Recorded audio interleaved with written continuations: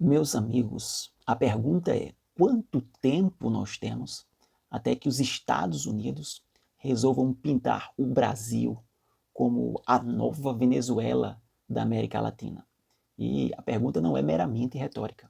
Ela, em verdade, expõe um padrão histórico de construção de inimigos em que o Washington e seus aliados criam narrativas para justificar ingerências políticas, econômicas e militares em países que possam, de alguma maneira, representar um obstáculo à hegemonia norte-americana e, o que é mais importante, sem capacidade de reagir militarmente.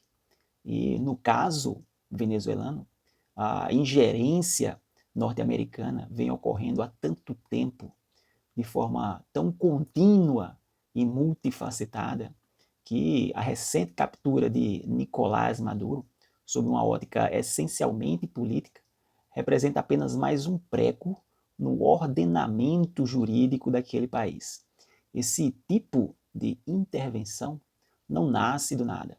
Você pode nem sequer concordar com o que eu vou lhe falar, mas se tiver alguma inteligência, vai pelo menos procurar entender que nunca se tratou de uma guerra contra o narcotráfico, tampouco de uma política pela liberdade daquele povo. É e sempre foi por grana, por muita grana.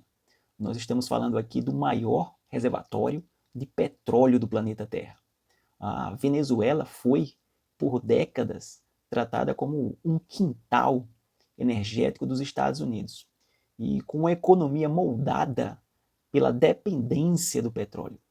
E, aliado a isso, por relações absolutamente assimétricas, sempre para favorecer elites locais que estivessem alinhadas com os interesses externos. Quando esse arranjo entrou em crise, surgiu uma ruptura político-democrática. E nesse contexto que emerge o chavismo e, posteriormente, Nicolás Maduro. A figura de Maduro não pode ser compreendida fora desse cenário.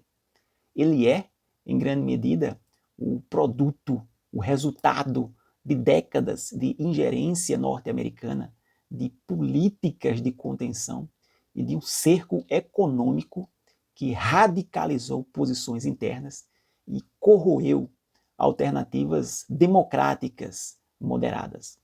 Sob o ponto de vista de uma análise política, portanto, o governo venezuelano e a administração de Donald Trump contribuíram de forma decisiva para o estrangulamento da economia.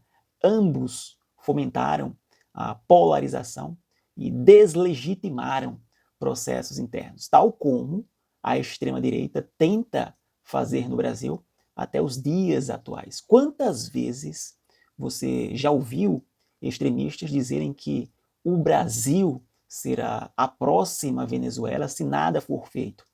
Isso tem método. Quem veicula esse tipo de coisa atua com um único objetivo: lucrar com a mentira e com o caos. É assim que os radicais prosperam politicamente. É uma postura incompatível com os valores da República, mas comum a setores que batem continência para a bandeira de outro país e ainda assim acreditam piamente que são patriotas. Quando a retórica que se aplicou à Venezuela começa a ser ensaiada contra outros países da região, inclusive o Brasil, o alerta deve ser acionado. A história latino-americana mostra que o rótulo de Nova Venezuela é muito menos uma análise honesta e mais uma ferramenta de dominação política calcada na mentira.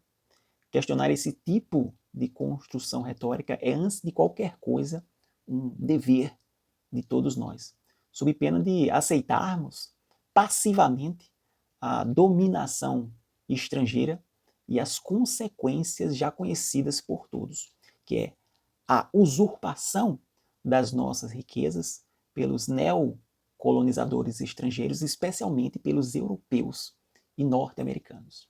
Eu me chamo Rômulo Romero, Sou advogado nordestino, paraibano, com muito orgulho. É uma honra tê-los por aqui. Compartilhem o vídeo, sigam-nos, nos veremos em breve. Um fraterno abraço a todos.